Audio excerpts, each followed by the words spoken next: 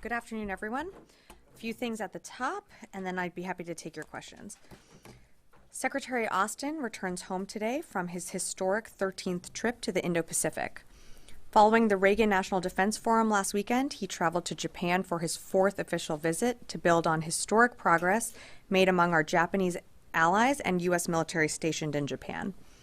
From meeting sailors aboard the USS George Washington to meeting with Prime Minister Ishiba, this final trip was an important opportunity for the Secretary to engage on a wide range of defense activities across the alliance, to include ongoing efforts to upgrade U.S. Forces Japan to a joint force headquarters, marking one of the strongest improvements in our military ties with Japan in 70 years. We have long said that the U.S.-Japan alliance is the cornerstone for peace and security in the Indo-Pacific. And on his final trip to the region, Secretary Austin saw firsthand that the military alliance between the United States and Japan is stronger than ever. Shifting to the Middle East, the department continues to monitor the evolving situation in Syria and will work with our interagency partners and with regional stakeholders, including Jordan, Lebanon, Iraq, Turkey, and Israel. It's in our national security interest that Syria emerges from this dynamic period as a stable, secure, and sovereign state, and that the Syrian people have a say in determining what their future looks like. And it is also in our national security interest that ISIS can't exploit the ongoing situation on the ground, which is why the department has no force posture changes to announce in the region, and we maintain our current force posture presence in Syria to defeat and counter ISIS militants and protect our forces against any threats. Earlier today, Secretary Austin spoke with Israeli Minister of Defense Katz. The Secretary reiterated that the United States is closely consulting with our international partners to support the implementation of the ceasefire with Lebanon. He also told Minister Katz that the United States is continuing to monitor events in Syria, supports a peaceful and inclusive political transition, and will continue the mission to prevent ISIS from reestablishing a safe haven on Syrian territory. Secretary Austin emphasized the importance of close consultation between the United States and Israel as events develop in Syria, and we should have a readout coming soon. Lastly, earlier this week, the Missile Defense Agency, in cooperation with Indo-PACOM and other DoD partners, successfully conducted a live intercept of a ballistic missile target, marking the first ballistic missile defense test executed from Guam. During the test, the Aegis Guam system intercepted an air-launched medium-range ballistic missile target off the coast of Guam. The event marked a pivotal step taken in the defense of Guam and provides critical support to the overall concept for the future Guam defense system. A release with additional details on the event is available on the Missile Defense Agency website. And with that, I'd be happy to take your questions. Tara. Hi, thanks, Sabrina. I want to ask first about Ukraine. There were some senior U.S. officials earlier today who warned that Russia is close to firing another Oreshnik intermediate-range ballistic missile. Can you confirm this, and also why do you think the U.S. is kind of putting this out there now ahead of a potential launch?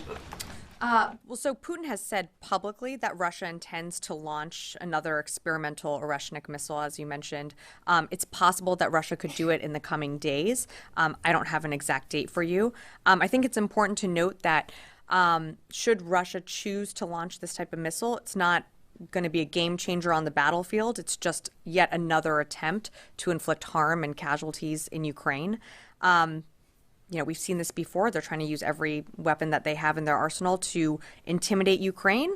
But of course, Ukraine, with the United States, other partners around the world, continues to have our support as they, fight every single day on the battlefield. Has Ukraine asked for any additional defenses given Russia's saber rattling on this missile? Ukraine's priority defenses one of them remains air defenses, and that's something that we continue to flow to Ukraine, whether it be through USAI packages, like you saw the Secretary announce at the Reagan Defense Forum, nearly $1 billion in security assistance, and then, of course, through presidential drawdown packages. So air defense is one of those priority requests, and we're continuing to honor that in our commitments. And then on Syria, just one quick one. Are U.S. forces still doing partnered operations with SDF? And how has all of the different changing dynamics in the north affected those operations? So there's been no change to our partnership with the SDF when it comes to ensuring the defeat of ISIS. I don't have recent partnered raids to speak to, but you did see over the weekend Central Command take strikes against ISIS camps and leaders in the Badia Desert. But there's been no change to our work or partnership with SDF forces. We continue to work with them. General Kurilla, our Central Command commander, was actually in the region engaging with his counterparts. So that work remains ongoing. Jen. Sabrina, can you tell me what the Pentagon is doing to address this issue of drone sightings over New Jersey? It's near sensitive installations. The FBI is involved. What is the Pentagon doing? Sure. So at this time, aware of those drone sightings that have been reported, at this time we have no evidence that these activities are coming from a foreign entity or the work of an adversary. We're going to continue to monitor what is happening, but at no point were our installations threatened when this activity was occurring. Can you rule out that these are American drones or U.S. military drones? These are not U.S. military drones. Again, this is being investigated by local law enforcement. What our initial assessment here is that these are not drones or activities coming from a foreign entity or adversary. Representative Jeff Van Drew, who is a Republican from New Jersey, was just on the air saying that Iran launched a mothership probably about a month ago that contains these drones, and that mothership is off the coast of the east coast of the United States. Is there any truth to that? There is not any truth to that. There is no Iranian ship off the coast of the United States, and there's no so-called mothership launching drones towards the United States. Phil. Just a few questions really quick on Syria. Did General Kurilla speak to Secretary Austin before or after his trip to Syria? Can you give us any details about what he accomplished, if anything, on that trip? And then also on Syria, Reuters is reporting that the Syrian rebel leader al-Gulani has said he's going to work with international organizations to secure chemical weapons sites in Syria. I'm wondering whether the U.S. has reached out to him and whether there's going to be any contribution of U.S. intelligence to ensure that they have those sites secured. So as you mentioned, General Kurilla is in the region. I believe Central Command did put out a readout of what he's doing. He was in Syria and Iraq and is continuing travel throughout the region, I think, through the week. I will say that, like any combatant commander, they're regularly in touch with the Secretary and with OSD, so we remain in close contact as he continues his travels in the region. In terms of your question on chemical weapons, it's something that we are certainly focused and concerned about, and the potential use of chemical agents falling into the wrong hands in Syria. That work is really being done through other partners, we here at the department are trying to make sure that those do not fall into the hands of bad actors, but the work on the ground is being done through other partners, not through the United States. Just to follow up then, so has the Secretary spoken with General Kurilla since the fall of Damascus? And does this rebel leader's assurances on chemical weapons give you any comfort, or are you or having this group say they're going to secure them, not? Is it a problem for the United States given its position on this group? Yeah, of course, the Secretary has been in regular touch with General Kurilla post-fall of the Assad regime. In terms of what this leader is saying on the ground about chemical weapons, I mean, these are good things. We welcome this type of rhetoric, but actions have to meet words as well. So we're going to continue to work with the groups that we have relationships with. Again, our focus is that these chemical weapons do not fall into the wrong hands. Eunice, yeah. Thank you very much, Sabrina. Can you confirm that the SDF shot down a US MQ-9 Reaper on Monday? I do know that an MQ-9 did go down in the region, but I believe it's being investigated, so I can't confirm the cause of why it went down. Who could it be? Again, we're looking into that. When we have more information, we'd be happy to provide that. Separately, or more like on the same subject, Sure. But do you know, to your knowledge, that did the United States provide SDF with anti-aircraft capabilities?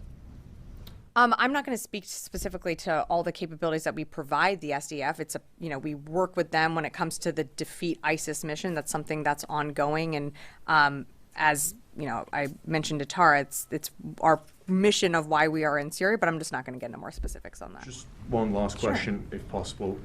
So you've been through different channels, not just the Pentagon, but also different institutions. You've been asking Ankara to halt opening any new fronts and halting any new offensive against the SDF.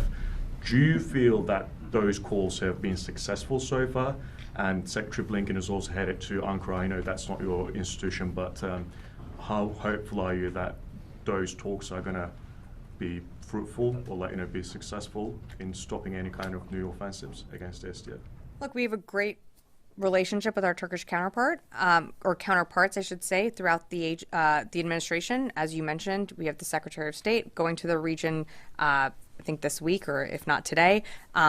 Secretary Austin engaged his Turkish counterpart earlier this week. So the conversations are ongoing, understanding that the dynamics on the ground in Syria are dynamic. And, Turkey certainly faces threats from within Syria, and they have the right to also protect themselves. But that's why we're continuing to have these conversations, not just with Turkey, but with other stakeholders in the region when it comes to Syria.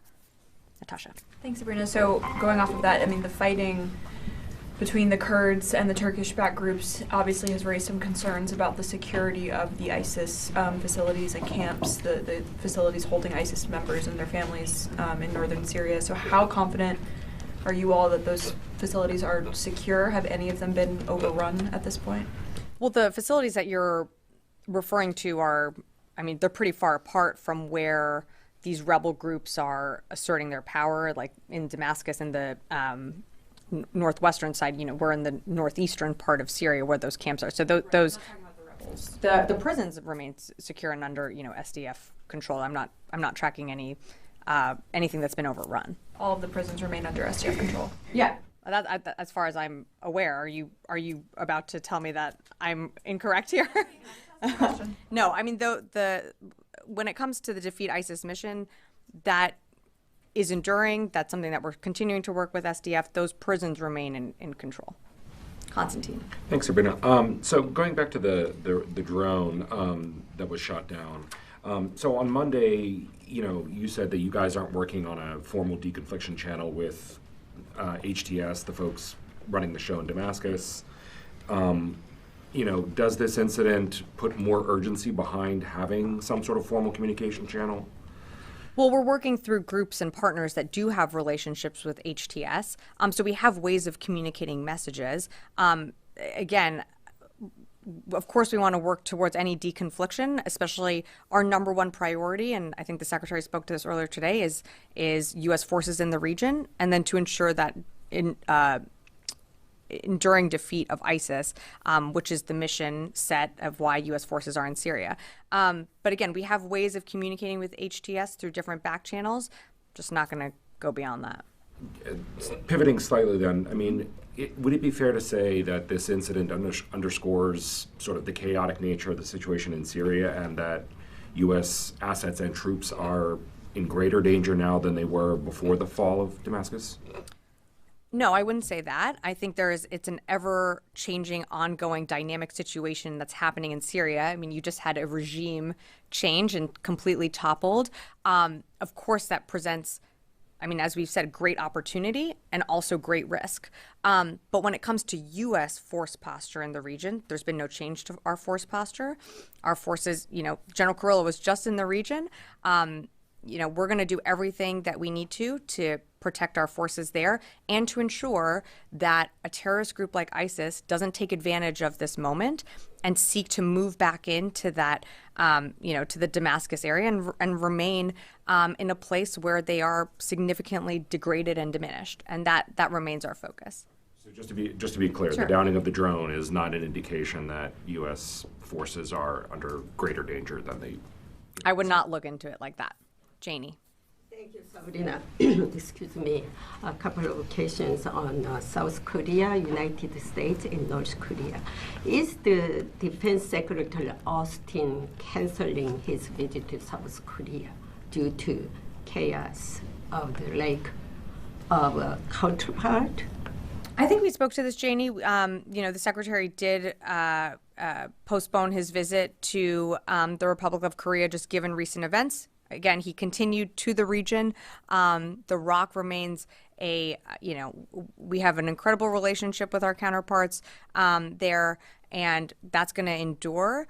But, Right now, the Secretary is wrapping up his trip to Japan. He's coming back. It was his 13th visit to the region. I think you can see the amount of emphasis that this administration and this department has put on the Indo-Pacific. Is a normal cooperation between South Korea and United States currently working? Yeah, cooperation conversations continue on. North Korea, there is possibility that North Korea may misjudge due to the current chaotic situation in South Korea. What kind of preparation does the United States ally have for such eventuality? Well, I think, and you've certainly seen, there's an ongoing democratic political process that's playing out in the Republic of Korea. Certainly wouldn't want any actor to take advantage of that. We have to let that process play out. What we're focused on and what the Secretary has emphasized is the deepening of cooperation between Japan, between the ROC, between other Indo-Pacific partners, which is why you saw the Secretary embark and return from his 13th visit to the region. Yeah. Thank you, Sabrina. You always mention that you are supporting the SDF against any ISIS threat in the region. Now all the other parties, the opposition forces, are against Daesh, and they fought Daesh in the past years.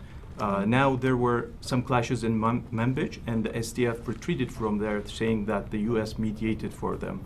Who did you mediate with, and what would be your position in the future in any other confrontation between any other group with the SDF?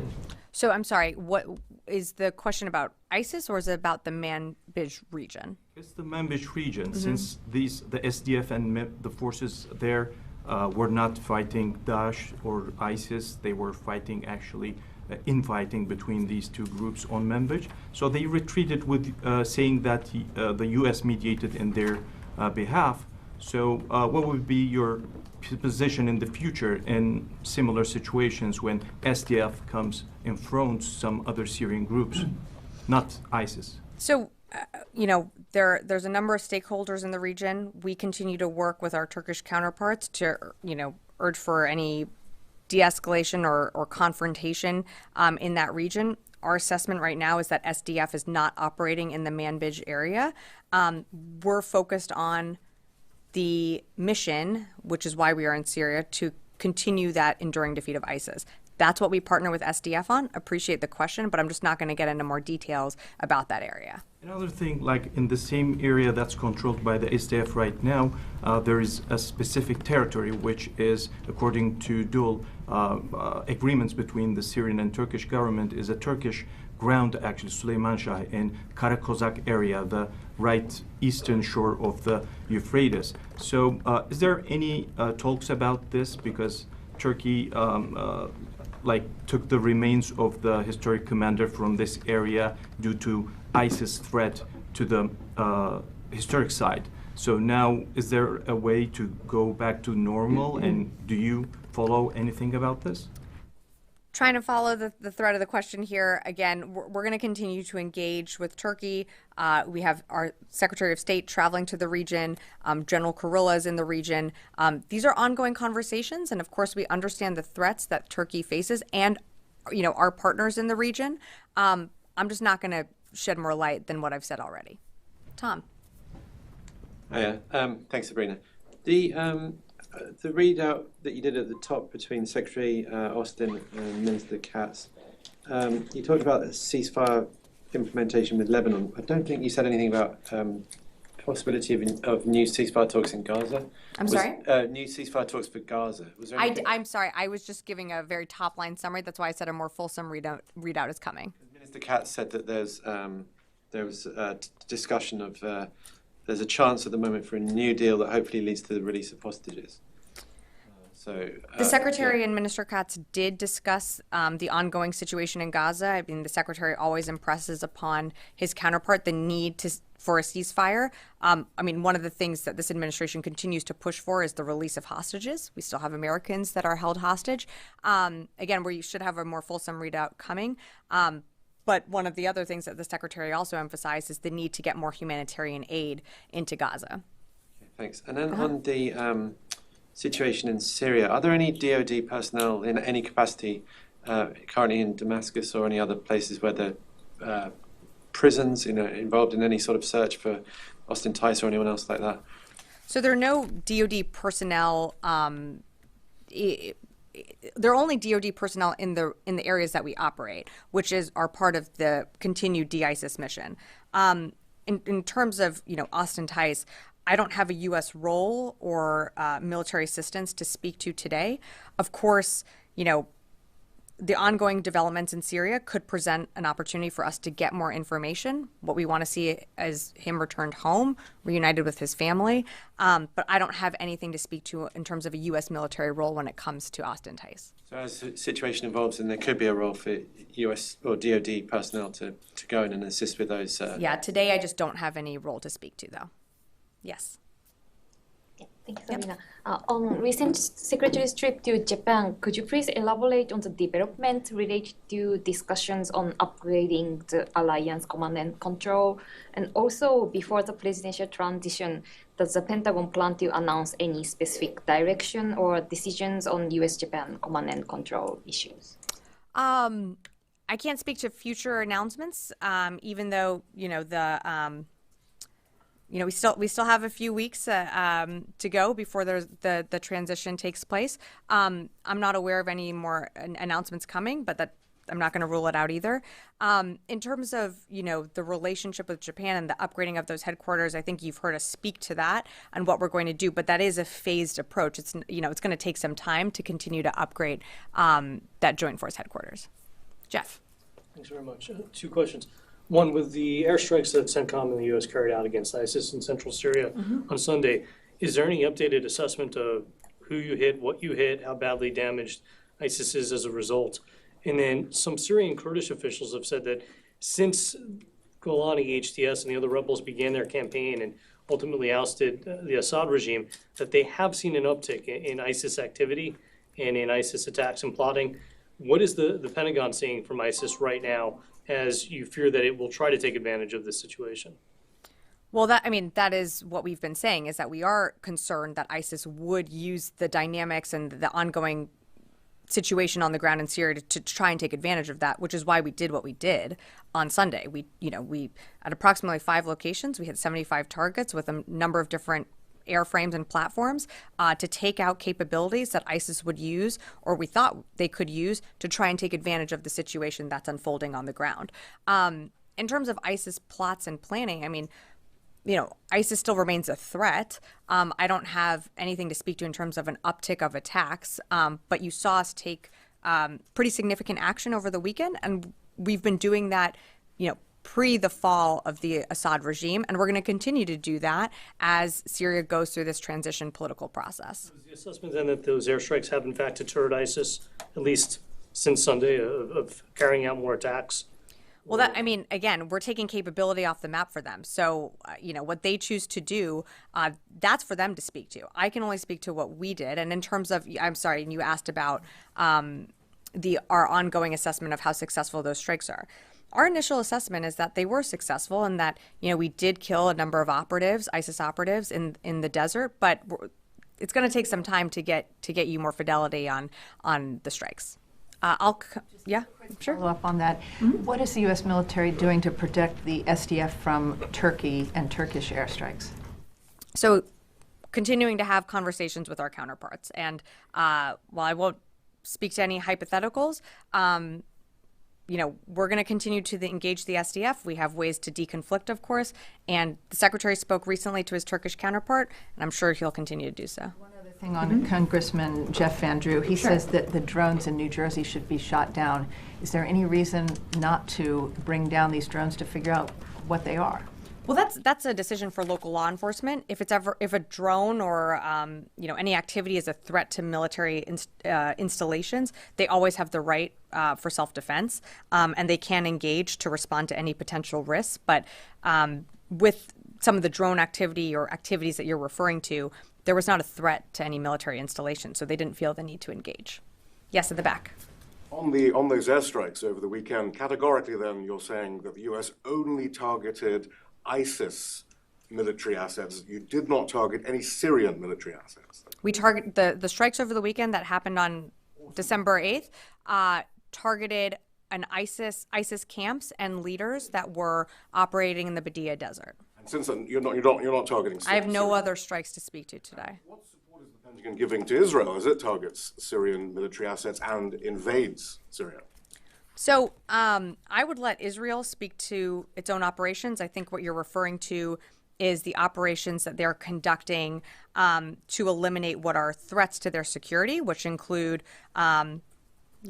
chemical weapons, missiles, rockets that were that the Assad regime controlled.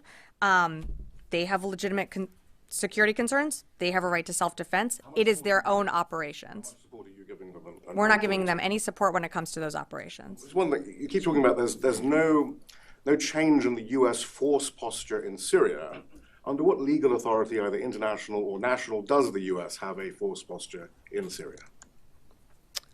I'm sorry, what is the question? Under what legal authority, either national or international, does the U.S. have a troop presence, a force posture? We've had a troop presence and arrangement there for a number of years. Again, we continue to operate with the SDF to ensure the enduring defeat of ISIS. That has been our mission. That has been our mission from the very beginning. Jared.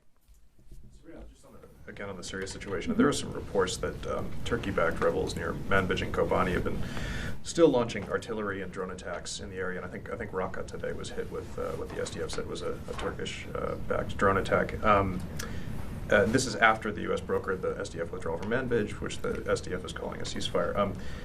How can the department ensure stability in eastern Syria and maintain security at the ISIS prisons if the department can't defend the SDF from SNA attack, or can they? Is OIR authorized to do that, or is this left up to the State Department right now? The OIR mission and scope still remains the defeat ISIS mission. That is in coordination and working with the SDF on the ground, whether it be partnered raids or other engagement activities. It is a partnership with the S to ensure that ISIS can no longer resurge to the threat that they were many, many years ago. Again, and I think I've answered this, but we're going to continue to engage with our Turkish counterparts. We're going to continue to work so that there is deconfliction. At the end of the day, though, the SDF is can speak to their own operations on where they're operating. We can only speak to our partnership with them when it comes to the de-ISIS mission. And if I could just follow up, I'm wondering if you can confirm something we reported earlier, that a senior U.S. official told the SDF that the U.S. military cannot protect them if they do not withdraw from Manbij and relocate east of the Euphrates, that the U.S. cannot protect them in that area if they don't do that. Is that true? Yeah, I can't confirm that. I'm not going to speak to an anonymous official's quote. Tara, and then I'll come. Thanks. I just wanted to circle back to the Oreshnik missile. Sure. When U.S. officials discussed the potential launching earlier today, and you just discussed it at the podium, is that based on an intelligence assessment, or what's prompting kind of this early warning? Yeah, this was based on an intelligence assessment that it's possible that Russia could use this Oreshnik missile in the coming days, and so they have used this type of capability before. I know you reported on it then. Again, I think the point of us getting out this information is to also ensure that this is not going to be a silver bullet change to the battlefield. The war is going to continue, and our support for Ukraine is going to continue. Does that intelligence include any assessment of what targets it might strike? I'm just not going to be able to give you more details on that. Yes. So commercial satellite photos came out yesterday showing that the Russian Navy vacated their base in Tartus, in addition to their military air base further south. Is there any concern from the building or from y'all that the Russian Navy and the Russian military writ large are going to develop some type of basing rights for those locations? Everything looked pretty intact when they left. Is there a concern that there's going to be a relationship with the Russian Ministry of Defense and the new regime in Syria going forward from the Pentagon? Well, we don't know what the new path forward in Syria looks like. In terms of Russian assets, they just had one of their key political allies ousted. So their presence, their political prowess within the Middle East region is significantly reduced now that Assad is gone. We're seeing Russia consolidate assets, and to your point, some naval vessels leaving that area. Again, it remains to be seen what the path forward is in Syria. that is up for the Syrian people to decide. So I can't speak for what future relationships could look like, only to say that, you know, with the fall of Assad, you know, and Russia being continued to be pulled into this, you know, continuing their fight in Ukraine, I mean, they are clearly at a loss, and they are clearly expending more material, more capability, more people on the battlefield, and losing their, you know, stronghold, which you just saw happen with the Assad regime falling. I mean, but those facilities weren't sabotaged. Those airfields can be used. Those ports can be used. I mean, if it was a full exit, you would expect that you'd want to deny follow-on forces to be able to use those. Well, you'd have to ask the Russians why they're doing what they're doing. I mean, what we're seeing is a consolidation of assets, including, you know, some Russian forces leaving Syria. What they're doing with their facilities and bases, that's for them to speak to. Yeah. Thank you, madam. Two quick questions. One, this is a Human Rights Week in Washington or around the globe. When U.S. military withdrew from Afghanistan, some agreements were made, promises were made by the Taliban to the U.S. and to the U.S. military, but they are not standing up because especially against women. What role do you think U.S. military is still playing there in Afghanistan to protect those behind, especially women? I think it's pretty clear we don't have a military role in Afghanistan anymore. And second, if there is any role, U.S. military role in Bangladesh? I mean, other than, you know, basic mill-to-mill ties. I mean, is there something more specific that you're asking about? No, because there are atrocities going on against minorities in Bangladesh, and its situation is very bad over there right now this time. Yeah, that would be, I mean, that's more of diplomatic conversations and engagements than mill-to-mill channels. I do have one question on the phone, and then I'm happy to come back in the room right here. Howard Altman, Warzone. Thanks, appreciate it. Just want to go back to the comments by Congressman Van Drew. Has the Pentagon spoken to him, or has any plans to speak to him? And is there any sense from the Pentagon that there's a frenzy, a hysteria here that's overblown in terms of some of these sightings? And has the Pentagon assessed any of them to be confirmed to be drones as opposed to aircraft or something else? Thanks, Howard, for the question. I mean, local law enforcement, FBI is conducting an investigation and looking into this. I mean, there's a, you know, initial assessments are that these are drones and potentially, you know, could be small airplanes. It could be a number of things that people are seeing and reporting. But again, that's, you know, for the investigation to uncover, and so I just can't speak to that more. In terms of, you know, a frenzy, I think it's completely right that people report these sightings and that there is an investigation into, you know, what they are seeing. But I think what's also important to remember is that at no time were our military installations or our people ever under any threat. And if they were, of course, the base commanders have the ability to engage these drones if they do pose a threat. Can I just go one here and then? If you don't know what they are, how can you say they're not a foreign adversary? Our initial assessment is that this is not the work of a foreign adversary or a foreign entity. That is our initial assessment. Yes, one more. I want to ask on the Osprey, which was reportedly grounded in the wake of a security concern. Could you share some latest development on the aircraft? And I'm also wondering how you are communicating with allies such as Japan, which has not resumed its operation.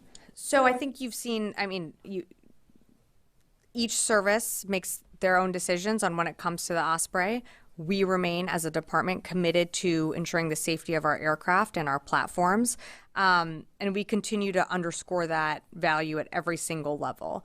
You know, I think the Navy, the Air Force, and Marine Corps all make different decisions about the Osprey, and some, you know, have implemented an operational pause. For more information on that, I'd refer you to each service. Okay. All right. Thanks, everyone.